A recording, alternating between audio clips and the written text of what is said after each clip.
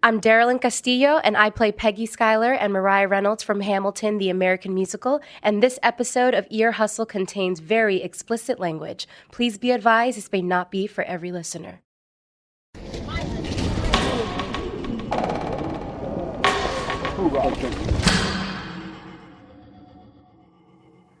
There are 3 prisons in the state that are designed like one long-ass hallway. And along the hallway, there are just doors. And so there'll either be doors to medical, there'll be doors to the library, there'll be doors to the education area, or there'll be doors to the housing units. This is one long building? Just one long-ass hallway with many buildings attached to this hallway. What made the hallway stand out to you? It was just hella long. Like a city block long? No, I believed it was a quarter mile. Like, this was a long-ass hallway. And how wide is the hallway? Probably about, like, maybe 15 feet. 15 feet wide. Sometimes it might be one guy with a cane or a wheelchair. And so when he's walking, nobody can be in the hallway because he's PC's protective custody. And so the hallway has to be completely emptied. And so you might be at the very beginning of the hallway behind a gate, and you'll be watching this guy walk for probably about 15 minutes because he's just walking extremely slow. From one end to the other. From one end to the other down this long-ass hallway. How long would it take you to walk from one end of the hallway to the other? Like 10 minutes. Even as a young person, it took 10 minutes? Yeah, because it was a long-ass hallway. Erlon, have you ever seen a prison like that? Actually, I have. I was in one, yeah. With a long-ass hallway? Yeah, Soledad. That's where I was at 67 days before I went to San Quentin. Oh, was that enough days for it to make an impression on you? That hallway, so my building was way on the other end, my unit. So I had to walk all the way down the hallway to get to the yard and then walk all the way back, you know. On the last episode of the show, we were talking about how people carve out private spaces in a place where you've got eyes on you all the time.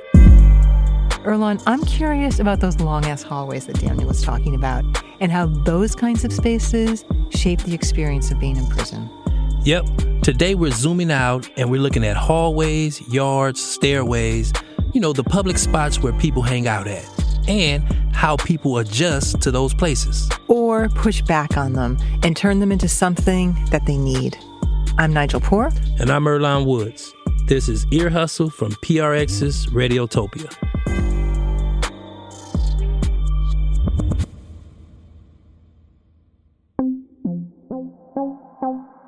There are a lot of different kind of prison design, but what they all have in common is this. They're built to control people, reduce violence, and increase surveillance. And there are 2 types of prison architecture that I've heard people mention so many times, okay? The 180 versus the 270. Yeah. Those are the prisons that I think you always see on TV, you know, like the quintessential prison design where there's a guard tower looking over a whole bunch of tiers. You mean like Oz?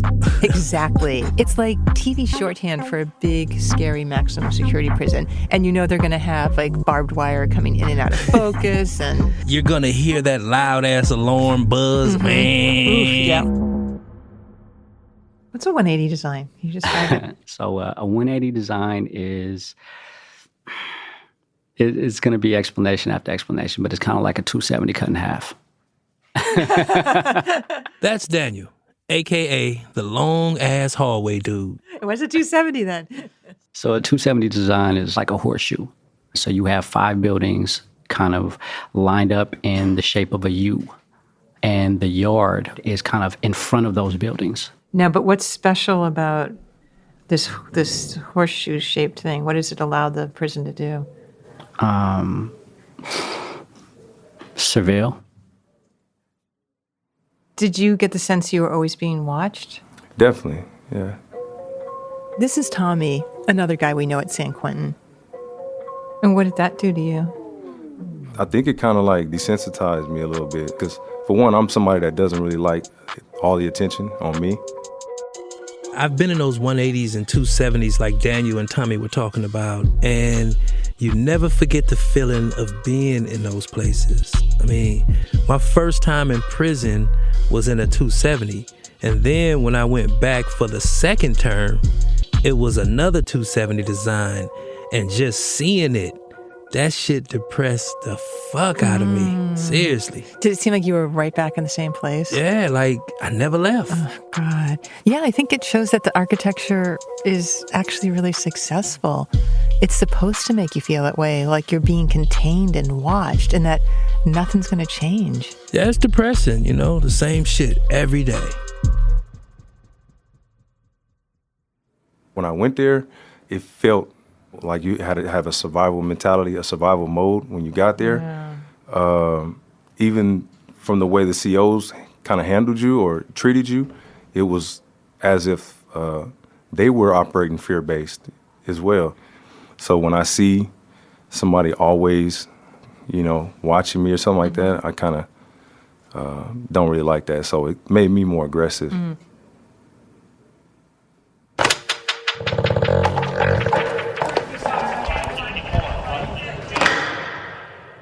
To this day, I think of stairs from my first incident in prison. I was at Salinas Valley.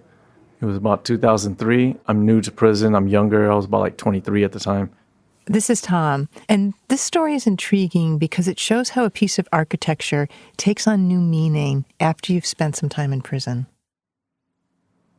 So usually all the races are locked down, except for the Asians, because we don't get in as much. They need us as a buffer. They put us between everybody so that, yeah. For real? Yeah, really. Like for example, blacks and Mexicans don't jive, right? They don't sit next to each other. Just put the Asians right there. Now it's all good. You know what I mean? Or if, like, for example, if the Mexicans want to smoke some weed, right? But they couldn't get none, but the blacks had some, right? They can't sell it directly to them. But if you sell it to the Asian guy, and the Asian guy sells it to the Mexican, it's clean magically. On this one day, the prison was on lockdown. So they were doing what's called cell feeding, which means that porters, which are incarcerated individuals, they bring food trays to and from the cells. So one of these porters is an Asian guy, and as he's passing a tray of food into a cell, a guy inside, a white dude, slices his arm. And now the word goes out that a white guy has attacked the Asian. So the Asians are automatically obligated to deal with it. No faces. All I got is handcuffs. A little while later, a few guys are heading to the showers, and because the prison is on lockdown, they're being escorted by guards. Each officer will wrap his arm like through your arm. So if you're cuffed behind, he'll put his arm through your arm, so he'll hold you and escort you. Right? And while in the other hand, he holds a baton. As we were walking, we showered, so you're wearing just barely your shoes and your boxers and maybe a towel and some soap, but you're handcuffed. As we're walking, I could see across the tier that one Asian guy was walking behind a white guy. As soon as he hit the stairs, he kicked him. And he starts rolling down the stairs. Everybody's trying to fight each other, but you're handcuffed. So it looked like a really bad kung fu movie. A bunch of Asian guys trying to kick white guys because the white guys were in front of us, so they fell down the stairs. Must have it coming. Because remember, you're cuffed. They have their arm through your arm, and they have a baton out. So they're just swinging while everybody's slipping around trying to kick. And you're in shower shoes? You wear shoes that, okay. You know what I mean, that you can take off. I'm going to tell you, it was not even a really good fight or anything. The first guy got injured. Everybody else was more injured by the officers trying to stop you. You really can't do anything like in that situation, you know? I still think about it today, anytime I walk upstairs, and I think it's like traumatized me.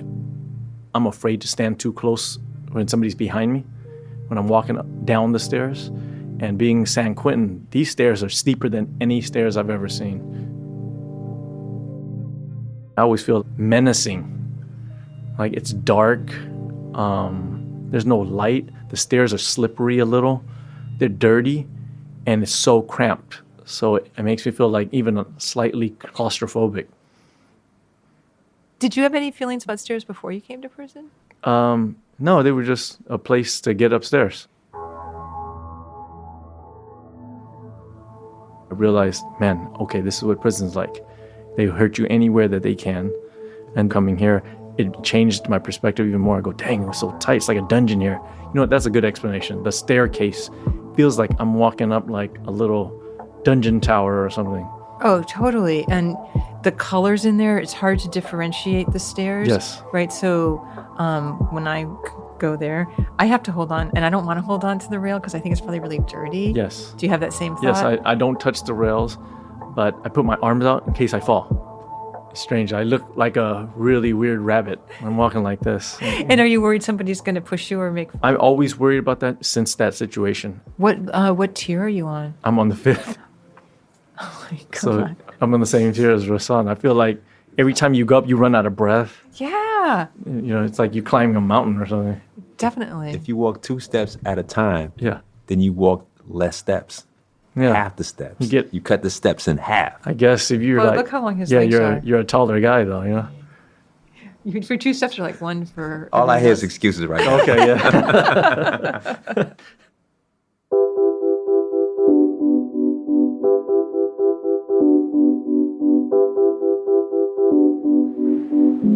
Okay, my name is Nicole Visor. I've been incarcerated for 24 years, 1 month.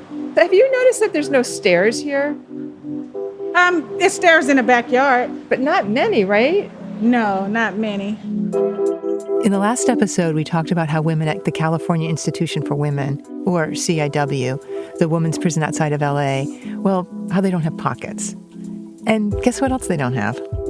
So how many years have you been at CIW? Oh, in January it'll be 10. 10, okay.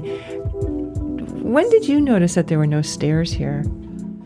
You know, just this last year, it got brought up with a doctor asking me if I ran out of breath. I was out of breath going up the stairs, and I first said no. I said no, and then I went, wait a minute, we don't even have stairs where I'm at. You know, they're just a couple steps. Yeah. Did that strike you as odd at all? That it's been like 10 years since you've gone up a flight of stairs? Yeah, it did. Yeah. Yeah, because my mindset was all automatically to say, no, it doesn't bother me, forgetting that we don't even have any. So it's like, wow, my mind was already so adapted to this. Yeah. And we're all one story. Yeah.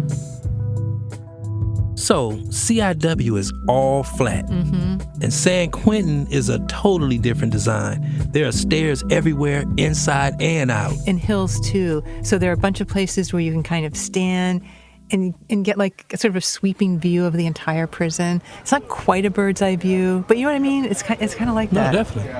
Be up in that shade too much. Be in the shade too much? When you're walking down the stairs, going to the yard, you can just stop and pause and look at a community. Yeah. Tommy is the guy we heard up above, talking about that feeling of being watched all the time. But it's like the projects to me. You got one building with 5 tiers, 1,000 people, it feels like, all out at one time. You got to like navigate traffic while you're walking through the building. It kind of feels a little bit more freedom here.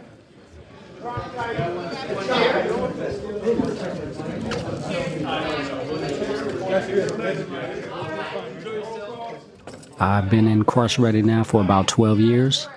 It's Daniel again. The long-ass hallway, dude. I've been to 5 different prisons and been at San Quentin here for about 1 year and don't like it. Why not? What do you like about it? It's this whole non-designated yard thing. Okay, let's give a little context here. So in some prisons, the prisons actually have a couple yards. So one is for the general population, and then one is for people who are considered sensitive needs. And that could include sex offenders, gang dropouts. Snitches, cops, famous people, shit like that. Yeah. Because all those groups might be targeted for one reason or another. But at San Quentin, there's no separation. Everyone's together on one yard. Yeah, it's something new to me. Being here, there's very little structure. And, growing up, I've always understood that life has rules.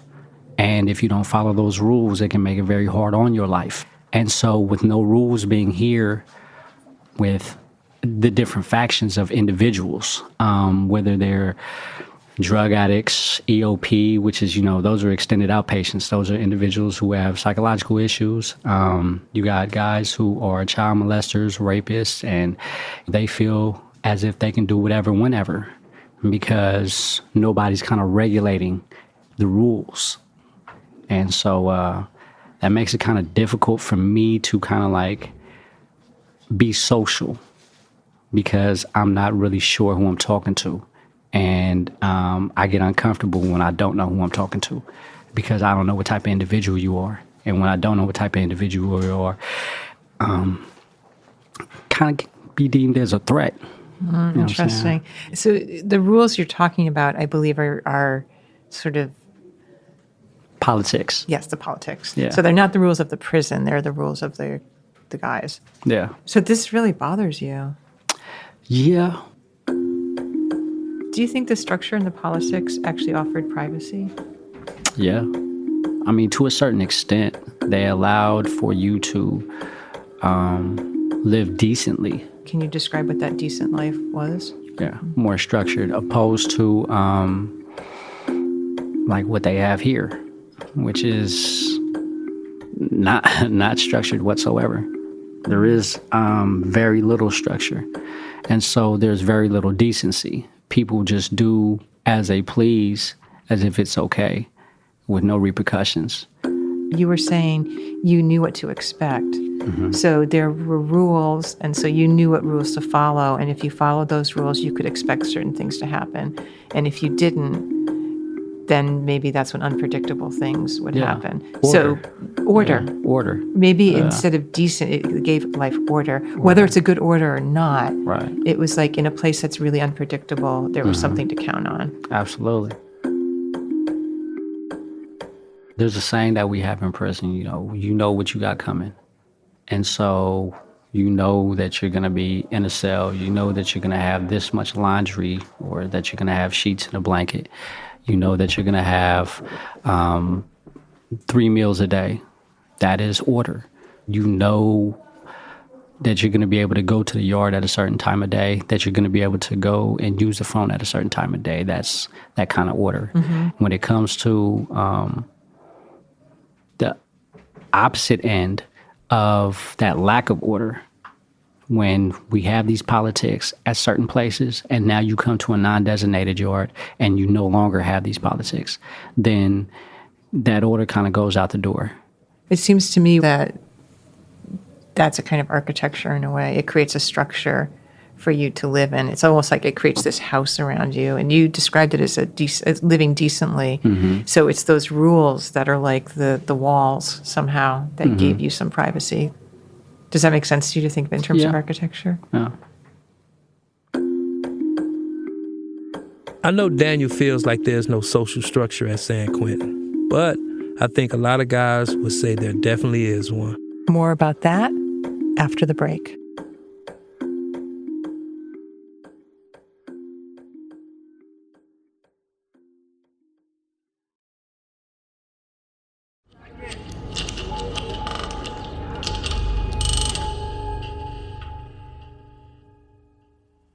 Are you in the yard a lot?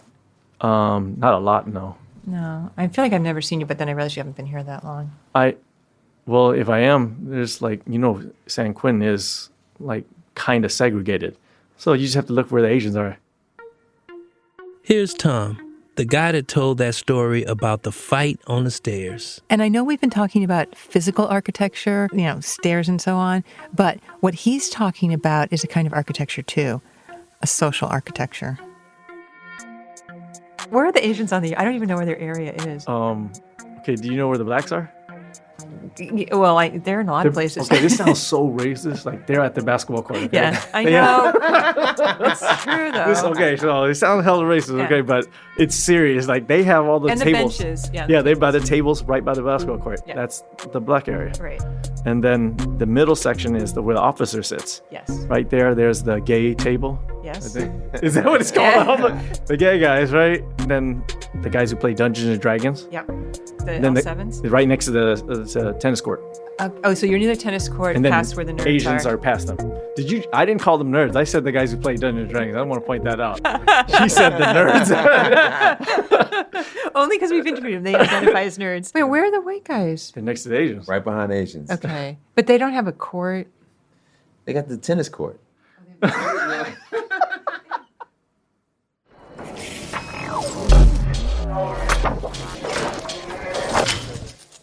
Could you both introduce yourselves, please? So my name is Randy Jackson, aka CJ, and yeah. Okay. Well, my name is William Cartledge, better known as Will, because that makes sense. That does make sense. I was just trying to figure out where the C comes from for CJ. So my middle name is all right, Clifford. Oh, okay. Yeah, that's how it's, yeah. So, yeah, that's my middle name. Yeah. I'm laughing with you. I'm laughing at you. Yeah. So, Wow. Yeah. Wait, what year were you born? 1987. Okay, your parents watch a lot of the Cosbys, huh? Yeah, I don't know what they Talk were about a thinking. backfire. Yeah. So, what should we know about you, Will? Wow. What would you like to know about me? Outside of what's sitting in front of you. For those of you who can't see, I'm stunning. High cheekbones, slanted eyes, full lips, all that genetic gold that people pay for. This is natural. He is a very nice looking person, I have to say. Well, since Will described himself, you want to describe your face? Well, my face, I'm going to be honest with the people. I'm a dork. Yes. That kind of stuff's in, though. Yeah, it is kind of in. Yeah, he's serving you rugged, thin. Svelte's the word, actually. What's making you laugh so hard? These two are hilarious. We wanted to talk to CJ and Will about this one very well-known, almost legendary spot at San Quentin, the dugout. Now, the story's all about like how the yard's construction or the architect of prison affects how you do your time. Yeah. How does the dugout factor in how you do your time? It kind of doesn't. For me specifically, I don't know about you, CJ, it's a non-issue. It's just another place to go. The belief or the assertion or whatnot is that, oh, that's where the gays go to like fag off or something like that, or like do sexual things. And I'm sure that's happened there before, but that's not what everyone goes over there for. I mean, I hear that all the time, honestly. How did that reputation get started? It's semi-covered. So it offers you from shade, in the sun, and then in the evening it's a little darker than most areas in the yard. And there's a tower above it, but you can't really see directly. So if you wanted to do something, titillating or taboo, you can go there and probably get away with it. But that's just the stereotype that comes with sitting there. And so it's kind of irritating. I've heard so many guys talk about the dugout. I mean, for years. And straight guys specifically. It's always straight dudes.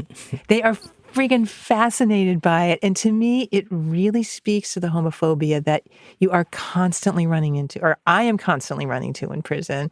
There's an obsession with anything gay. Nah, it ain't that. It's just people love something to talk about. I don't know how to make this audible, and hopefully you can see this, Earlonne. I'm rolling my eyes. Sorry. I've never done anything sexually in there, nor have I seen anything sexually in there.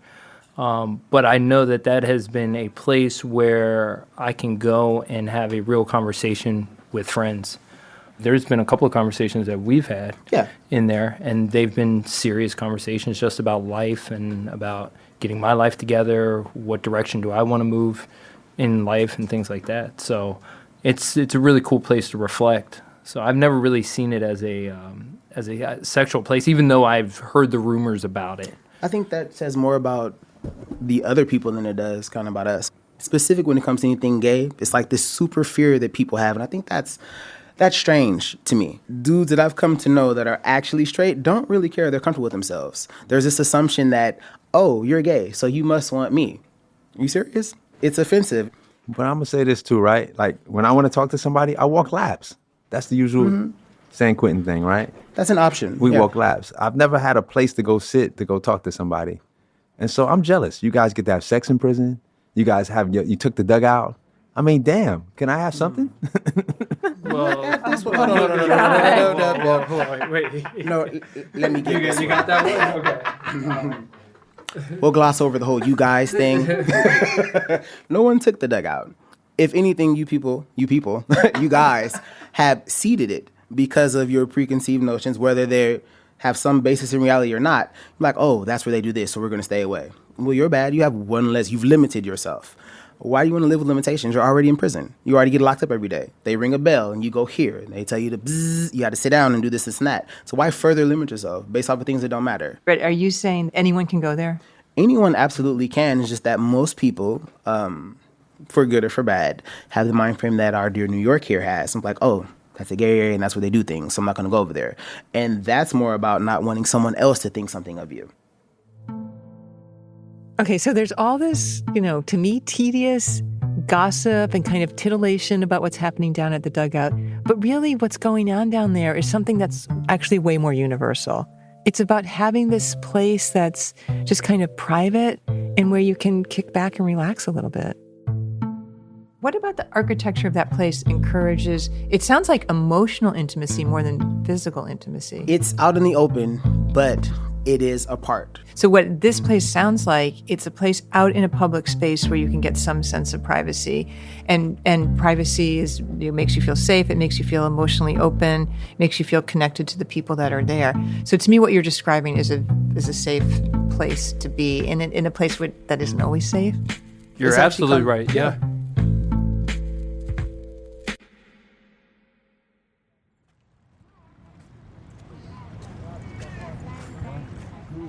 We're back at the California Institution for Women, CIW, outside of Los Angeles. It was a really hot day, and there was almost no one outside except this one woman singing. He washed away all my sins, and he made me whole. Hey, Torres, WG 7027. And in my memory, I see it like this muted, washed out photograph. She's standing there wearing this kind of grayish prison muumuu. She's holding this Bible really close to her heart, and she's standing in this desolate space with her eyes closed. He changed my life complete, and now I sit at his feet. She's just like singing to nobody. Yeah, and at first we weren't sure if she knew we were there. But every now and again, she'd open her eyes and kind of acknowledge us a bit. Yeah, and it was kind of awkward because it was like she had created this sort of sphere for herself, this private space that she was stepping in and out of. And so are we. Until he comes. Well, my name is Miss Pamela Yvette Blunt. I am a gospel singer. I've been down since 7/7/96. So yesterday when we saw you Yes. outside, what were you doing out there? I was praising the Lord. Every time I go out there, that's what I'm out there for, trying to spread the word. When you're out there singing the gospel, what does it feel like for you? Hallelujah. Give me that old-time religion, talking about religion. Good religion like it used to be. Give me that old-time religion, Lord. Hallelujah's good enough for me. That's what it feels like. That's what it looked like. Hallelujah. Yeah. Other than Pamela and a few other women sitting around picnic benches, it was like, where the heck is everyone? Yeah, because at San Quentin, if you want to find people, you just go to the yard. It's packed. Totally. But this was a new place for us. We had to look around and search a bit.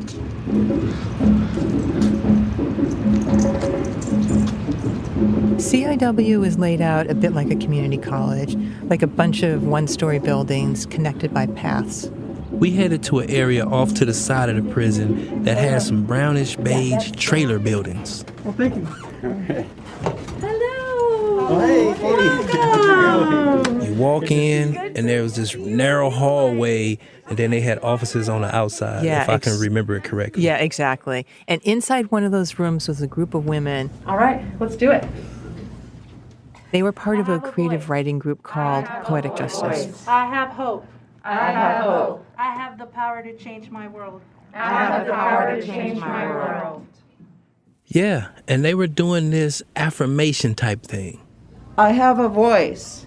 I have a voice. I have hope. I have hope. I have the power to change my voice. I have the power to change my world.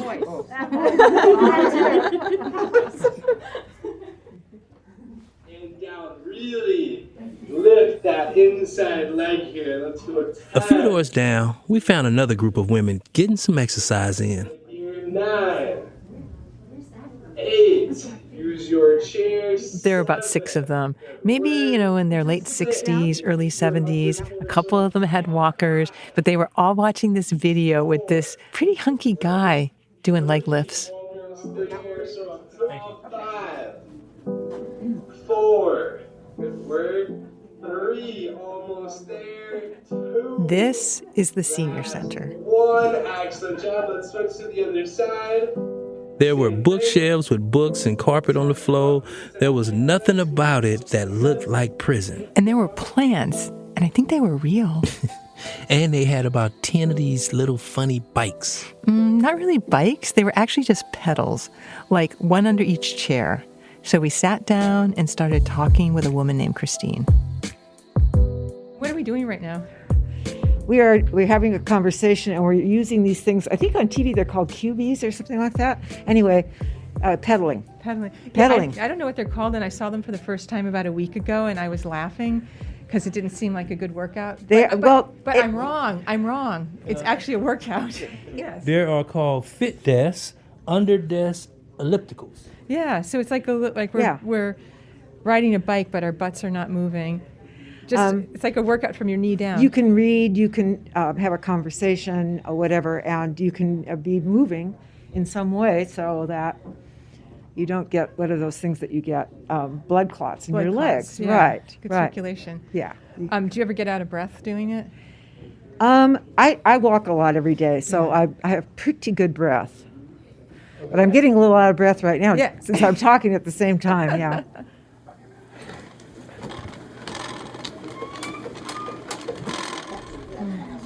So what does the center mean to you? What does this space represent to you? Well, right now it means a really cool place to sit when it's so freaking hot outside. This is Candace. And that's not a small thing here. But I enjoy coming in. I'm one of those people, I don't like a lot of activity, so I go and do the puzzles, or I bring my book, I come in here and read. We can look at magazines, we can look at a movie. What's Thursday's movie day? We have the privilege to do what we want to do, and so I think that's one of the things that makes it so nice. We don't have to do something, but we can do whatever we want. Are there things about how the prisons is designed that make it difficult for a senior? For older people? Well, it's all designed for young people, because old people didn't used to be in prison. Here's Christine again. The oldest people were maybe 60 or something, maybe, and that was really old. And now it's 90. So, there's everything is designed for young people. The showers, the halls are really narrow. The doors open up, and you have to really be careful about not getting hit. Everybody moves at a fast pace, and you're moving at a slow pace, and it's not designed for old people. And what about hearing? As your hearing starts to go? I have a friend who's deaf, and she has a hard time. Although, ADA tries to help her out. But, they make announcements, and she doesn't hear them, and hopefully someone will come and tell her. No, prison, I'll say it just one more time, is not designed for old people. It's not an old people's home at all. But we're all in here, and they don't really like adapting to us, but they have to. And we don't really like it either, but we're here, so we do the best we can.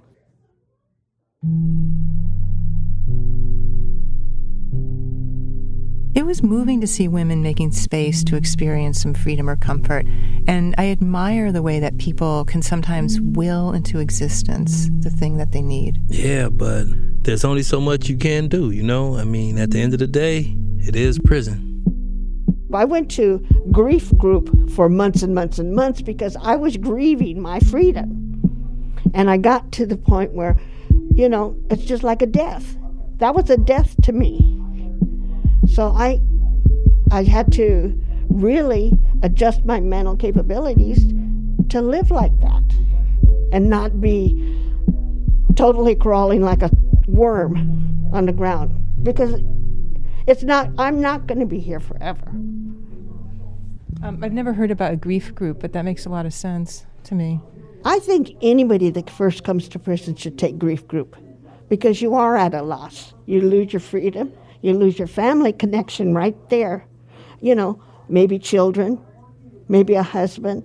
You know, grief, it is a grief. It's a process.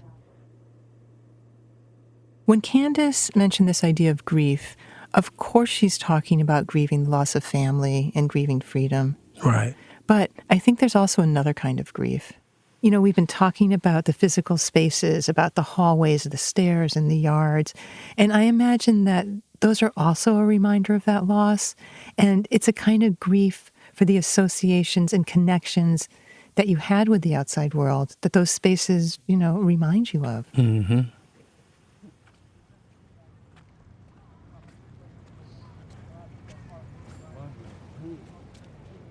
Sometimes in the rec field, it's called the rec field, recreation field. But when I'm way out and on the track, I don't know, I feel like sadness comes over me a lot. Why? What do you think? There's some kind of like, I'm so close to the gate, there's a chain link fence right there, and the free world's right on the other side. I start thinking more about wanting to be free out there and return, yeah.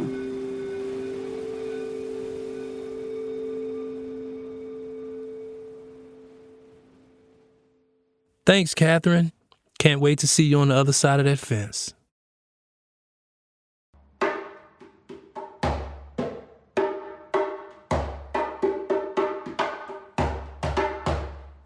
Special thanks to the women at Poetic Justice and to Lieutenant Newborg, Acting Chief Deputy Warden Lewis, Warden Core, and TV specialist Mr. Mum at CIW. This episode was produced by me, Earlonne Woods, Nigel Poor, Neroli Price, Rashawn New York Thomas, Tony Tafoya, and Bruce Wallace, with help from Rashid Zinneman. It was sound designed and engineered by Earlonne Woods with help from Fernando Arruda. It features music by Antoine Williams, Rashid Zinneman, Layson Abdul, and David Jossi. Amy Standen edits our show. Shubnan Sigmund is our managing producer, and Bruce Wallace is our executive producer. Thanks to Warden Ron Broomfield, and as you know, every episode has to be approved by this cat here. This is Lieutenant Sam Robinson at San Quentin State Prison, and I tell you, this was another episode that was really, really thought-provoking to me, something that I never thought of, and I think most of our listeners. I mean, when do you ever think of when's the last time that you've taken steps, right? That you walked up some steps? I mean, just thinking about the facilities and how different the experience inside can be from the outside, the things that you just take for granted. So with that, I will say that I approve this episode.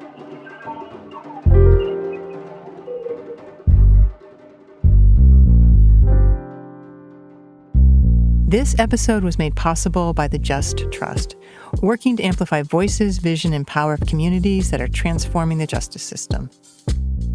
Don't forget to sign up for our newsletter, The Lowdown, where you can learn more about each episode and find out what the Ear Hustle team is up to. Subscribe at earhustlesq.com/newsletter. That's also where you can find our merch, mugs, sweatshirts, and lots of good stuff. This season, our episode illustrations are coming from guys who are part of the San Quentin Arts Program. Any merch you buy on our website, 25% of the proceeds go to support that program. Ear Hustle is a proud member of Radiotopia from PRX. Radiotopia is a collection of independent, listener-supported podcasts. Some of the best podcasts around. Hear more at radiotopia.fm. And when we're not in San Quentin, we record at KQED Studios in San Francisco. One more thing before we go. You've probably heard us mention One City, One Book and how our book, This is Ear Hustle, unflinching stories of everyday prison life. Was chosen by the San Francisco Public Library to be this year's selection. Library branches all over San Francisco have been encouraging folks to read our book and discuss it in book clubs, which is friggin' wonderful. And the public library has lots of related events planned, but the main event is coming right up. It's on Thursday, November 3rd. Yep, we will be in conversation with Piper Kerman at San Francisco's main library and signing copies of our book afterward. You can watch online too, but if you attend in person, you can get a limited edition art poster of the two of us drawn by our amazing book illustrator, Damian Lenane. Get all the details in our show notes, and we hope you can join us on November 3rd. I'm Earlonne Woods. I'm Nigel Poor. Thanks for listening.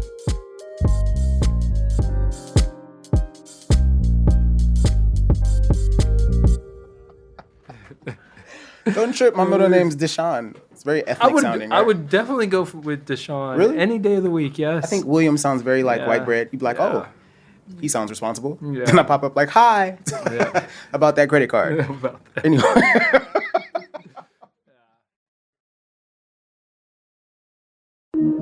Radiotopia from